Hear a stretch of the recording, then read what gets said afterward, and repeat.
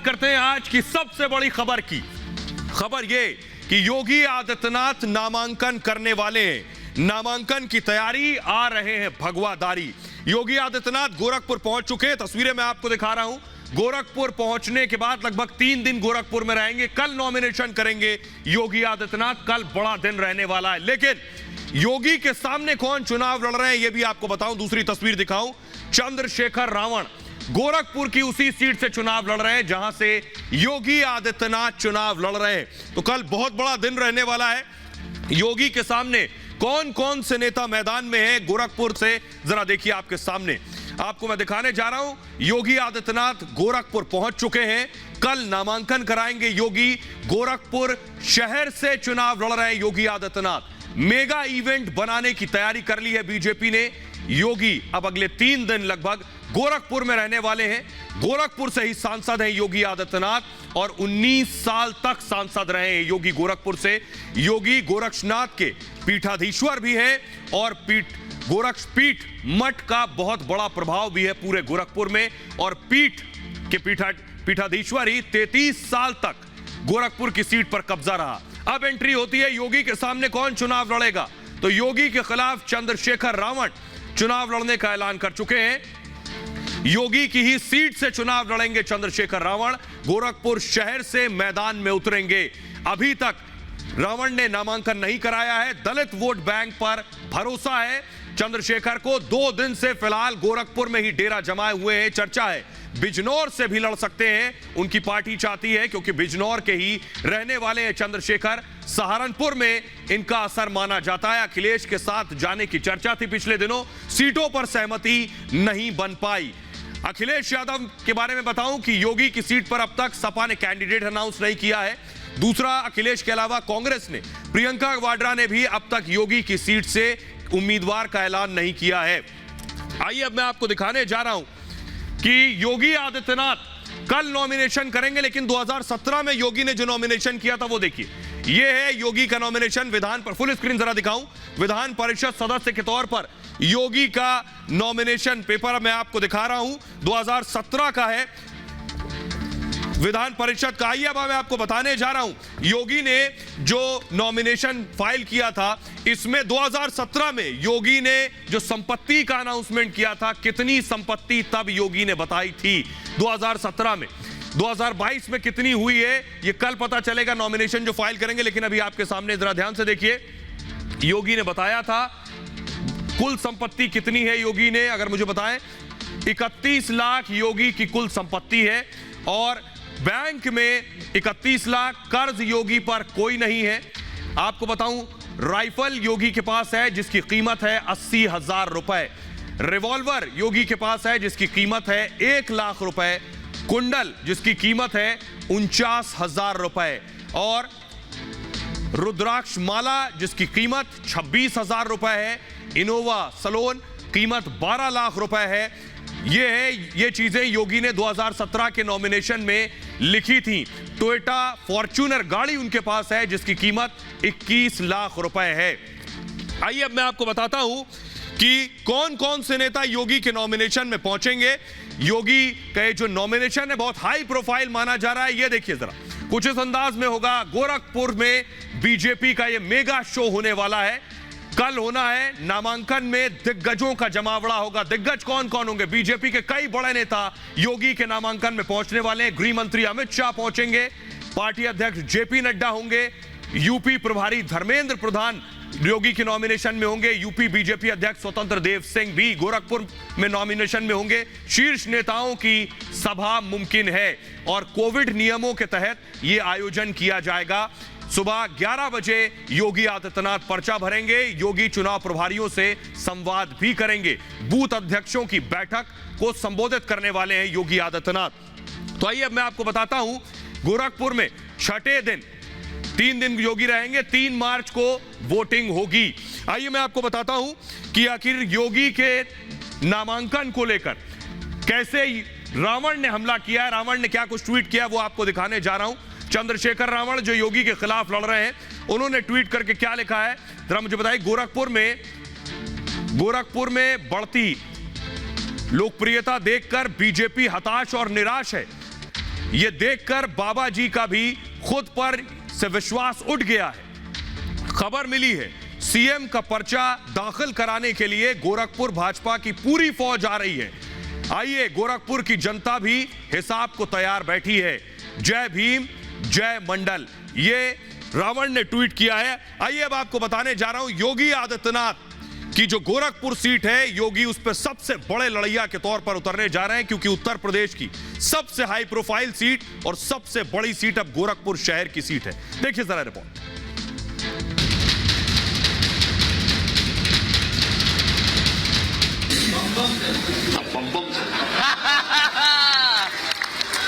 UP के सबसे बड़े दंगल के लिए योगी आदित्यनाथ गोरखपुर पहुंच चुके हैं। कल सुबह योगी आदित्यनाथ गोरखपुर शहर सीट के लिए नामांकन करने जाएंगे। योगी गोरखपुर से सांसद रहे हैं, लेकिन ये योगी का पहला विधानसभा चुनाव है। अवतार भगवान गोरक्षनाथ की इस पावन धरा पर विकास की प्रक्रिया के साथ जोड़ने के लिए गोरखपुर महानगर का हर वासी बड़ी उत्सुकता के साथ आगे बढ़ेगा और ये हमारा दायित्व है कि उसको अपने साथ जोड़ने की आवश्यकता है। आप प्रत्येक व्यक्ति के पास जाएंगे और हर व्यक्ति से कह करके हर बूथ में टीमें हो जाए अलग अलग, किसी को छोड़ना नहीं, हर परिवार में जाना, क्योंकि हर परिवार की बॉडी लैंग्वेज आपको बता देगी कि वो आपको समर्थन कर रहा है कि नहीं कर रहा है। योगी के खिलाफ चंद्रशेखर रावण गोरखपुर से चुनाव लड़ने का ऐलान कर चुके हैं। चंद्रशेखर जानते हैं योगी को हराना लगभग नामुमकिन है। इस बार के विधानसभा चुनाव में भी गोरखपुर की जनता मुख्यमंत्री जी को सबक सिखा के बताएगी कि ना तो गोरखपुर की जनता गुलाम है, वो लड़ने वाले को पसंद करते हैं, ना ही मुख्यमंत्री जी यहाँ के तानाशाह हैं, हिटलर है, ना ही मालिक। जनता जवाब देगी चुनाव में। चुनाव तैयार है, मैं लगातार यहाँ रहूंगा। अब यहाँ नौजवानों का भाई उनके हक की लड़ाई के लिए, माओ बहनों का बेटा उनकी लड़ाई के लिए यहाँ मौजूद है। आइए आपको बताने जा रहा हूं, रावण बेशक जो भी दावा कर रहे हो, क्या रावण के लिए योगी से लड़ना और उन्हें हराना लगभग नामुमकिन है। देखिए मैं क्यों कह रहा हूं, आपके सामने मैं आंकड़े रखने जा रहा हूं। 2017 विधानसभा चुनाव के नतीजे आपके सामने।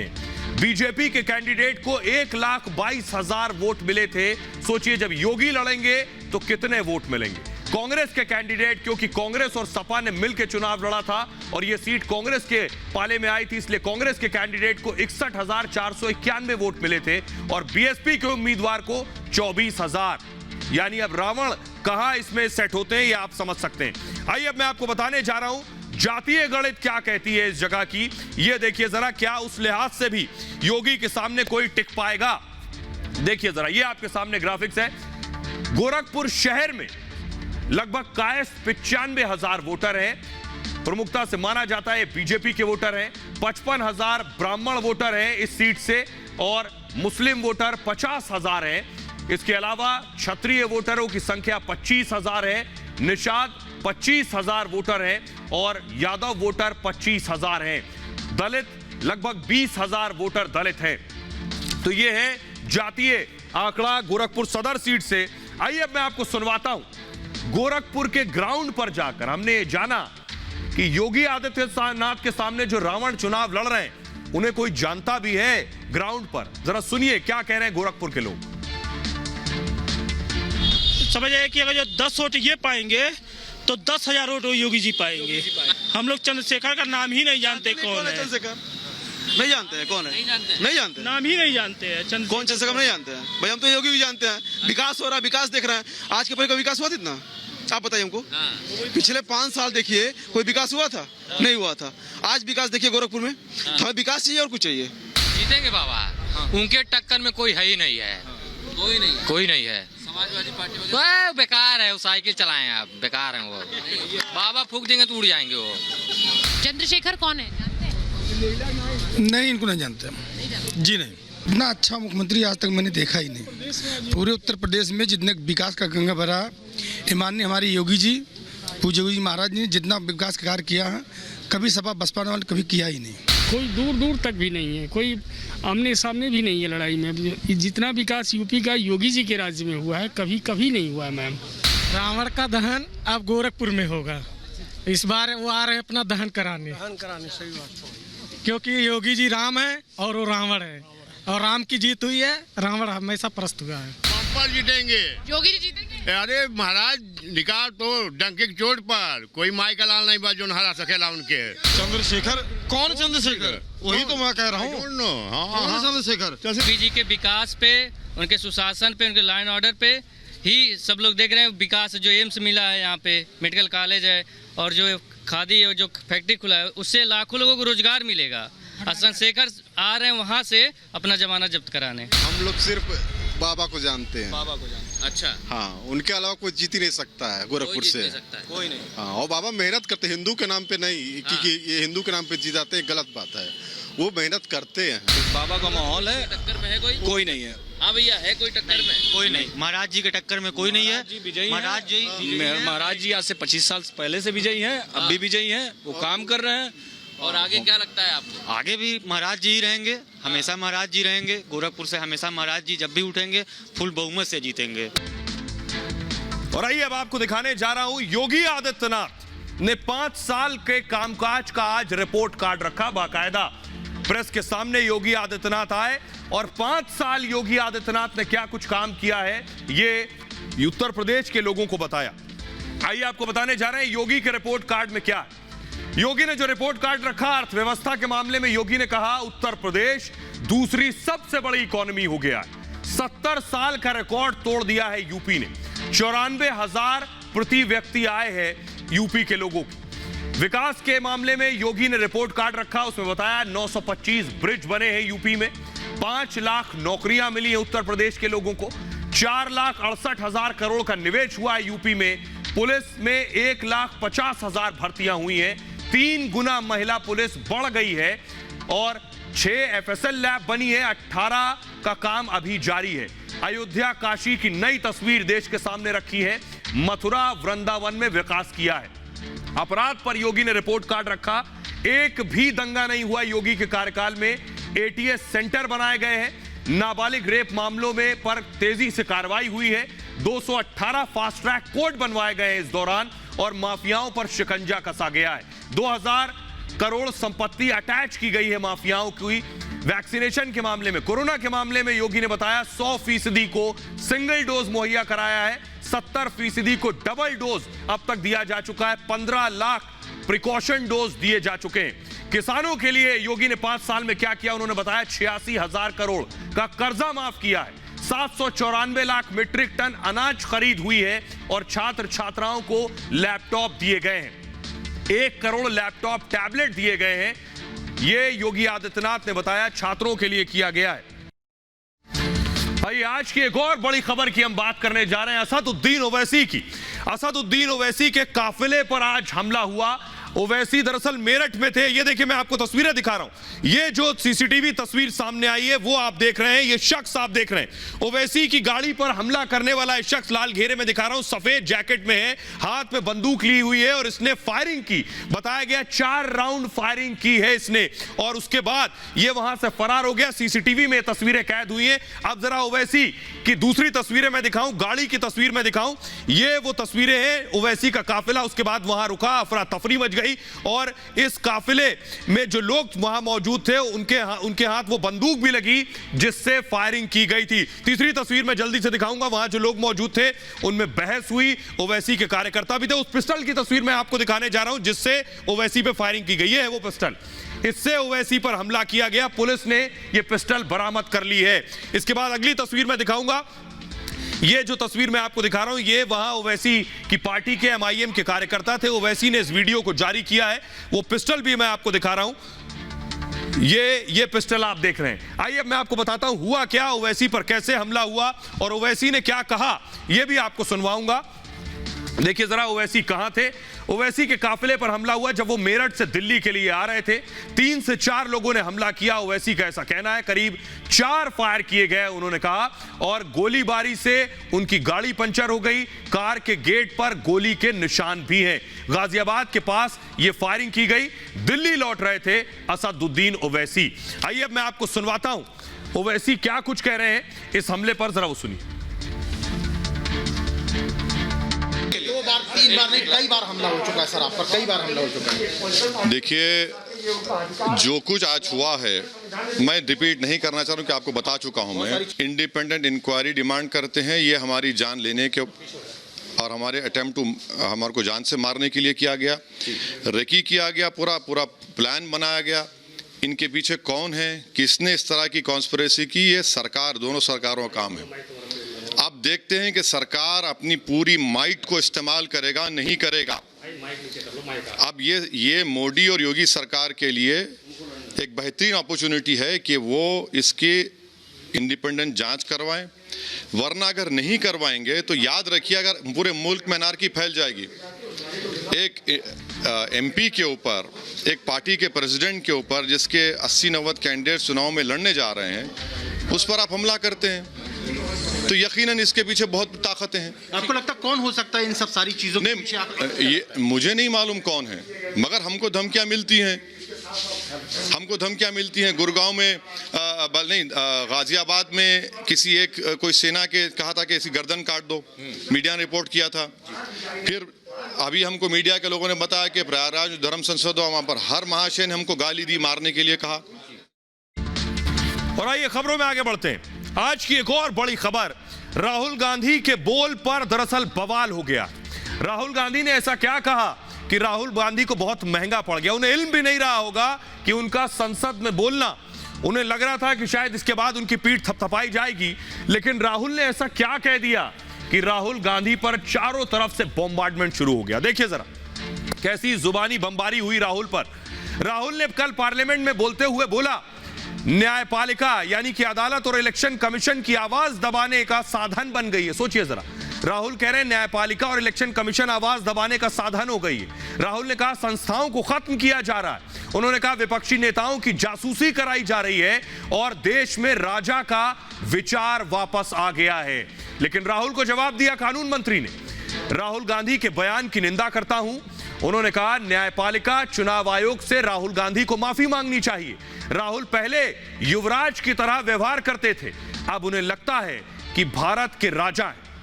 राहुल ने कहा गणतंत्र दिवस पर मेहमान नहीं आते, देश पूरी तरह से घिरा हुआ है, दुनिया में हम अलग थलग पड़ गए हैं। इस पर खुद विदेश मंत्री ने जवाब दिया, राहुल को पता नहीं अभी कोरोना काल चल रहा है, कोरोना की वजह से 5 देशों के राष्ट्रपति नहीं आए। 27 जनवरी को डिजिटल शिखर सम्मेलन हुआ। राहुल गांधी ने कहा भारत राज्यों का संघ है, यहां राजतंत्र नहीं है। मोदी राजा की तरह देश पर शासन कर रहे हैं। मोदी किसी से संवाद नहीं करते, अब एक शख्स शहंशाह बन गया है। इस पर राहुल को प्रहलाद ने जवाब दिया, राहुल गांधी परिवार से हैं इसलिए बोलने का मौका मिल रहा है। राहुल गांधी परिवार से इसलिए बोल ले रहे हैं। राहुल भारत को देश ही नहीं मानते हैं। मोदी लोकतांत्रिक तरीके से चुने हुए देश के नेता हैं। अध्यादेश को फाड़ने वाले राजा बादशाह बोल रहे हैं। राहुल गांधी ने कल कहा था मोदी सरकार में 2 हिंदुस्तान बन गए, भारत राज्यों का संघ है, तमिलनाडु पर आप कभी शासन नहीं कर सकते, राहुल ने कहा था। इस पर निशिकांत दुबे ने कहा राहुल का बयान सदन की अवमानना है, संविधान की प्रस्तावना में हम भारत के लोग लिखा है। राहुल ने अपने बयान से लोगों को उकसाया है।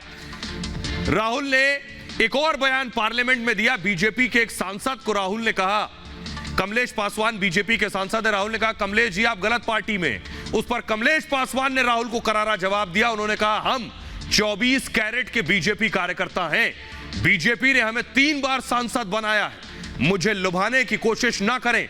उन्होंने कहा मुझे साथ लेने की कांग्रेस की हैसियत नहीं। राहुल को एक करारा जवाब मिला है। अब जरा सुनिए राहुल के वार पर बीजेपी का पलटवार।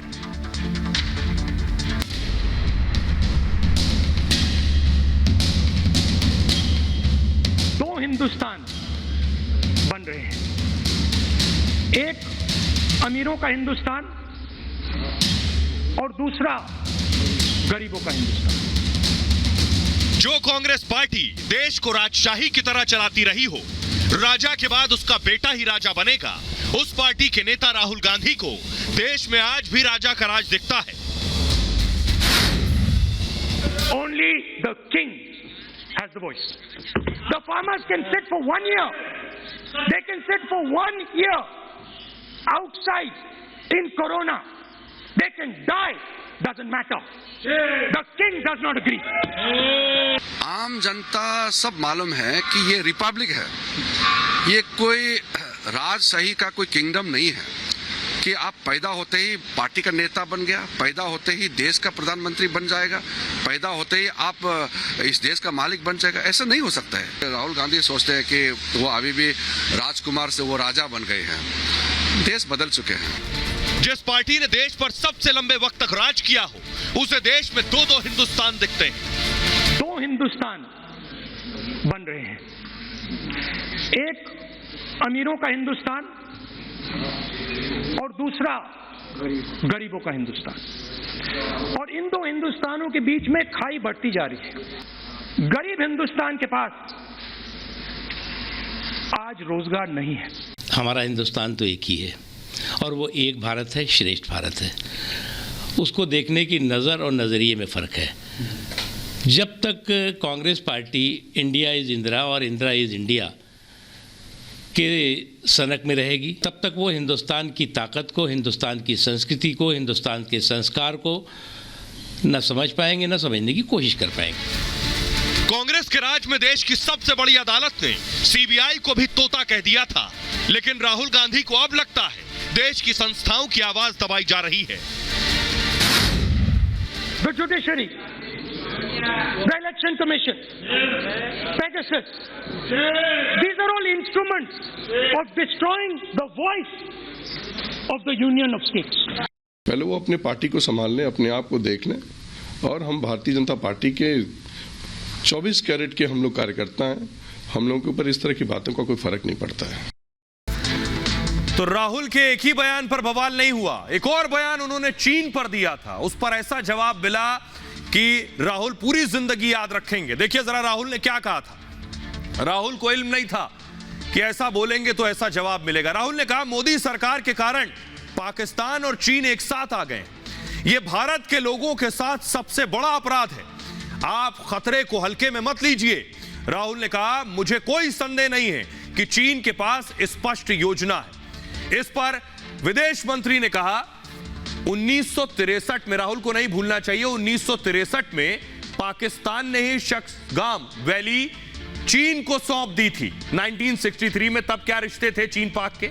1970 में चीन ने कराकोरम हाईवे का निर्माण कर दिया था, तब भी आपकी सरकार थी। 1970 से ही पाकिस्तान और चीन के परमाणु सहयोग हैं, तब भी आपकी सरकार थी। 2013 में पाकिस्तान चीन इकोनॉमिक कॉरिडोर शुरू हुआ, तब भी कांग्रेस की सरकार थी।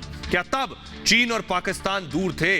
राहुल गांधी को बिल्कुल नहीं लगा होगा कि ऐसा जवाब मिलेगा। आइए अब आपको बताता हूं जिस जगह की बात विदेश मंत्री कर रहे हैं और जो कांग्रेस के राज में यह है शक्सगाम वैली, जिसे पाकिस्तान ने चीन को सौंप दिया था। यह बताता है तब दोनों के रिश्ते कैसे थे। दूसरा मैप अगर मैं दिखाऊं, दूसरा है कराकोरम हाईवे। 1970 में कराकोरम हाईवे, कराकोरम पास भी है यहां पर हाईवे चीन ने बनाया। यही जवाब दिया गया। जरा सुनिए राहुल गांधी ने क्या कहा था, सुनिए जरा, उसके बाद दिखाएंगे अमेरिका ने भी राहुल गांधी का विरोध किया। You have brought Pakistan and China together, and this is the single biggest crime that you could commit against the people of India.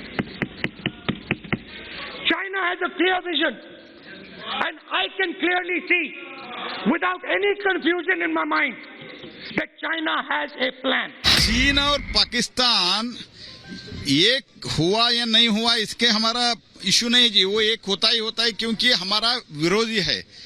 Congress party का मिस्टेक क्या था, कांग्रेस पार्टी, कांग्रेस गवर्नमेंट, कांग्रेस नेतृत्व कभी भी चीन का जो व्यवहार है, चीन का जो सोच है और चीनी भाई भाई करते उस दिन से इस दिन तक उन्होंने चीन को पहचाना नहीं है। और फिलहाल ये भारत की बात है में इतना ही। अपना बहुत ख्याल रखिए। एक छोटे से ब्रेक के लिए रुक रहे हैं, लौट रहे हैं कुछ और बड़ी खबरों के साथ।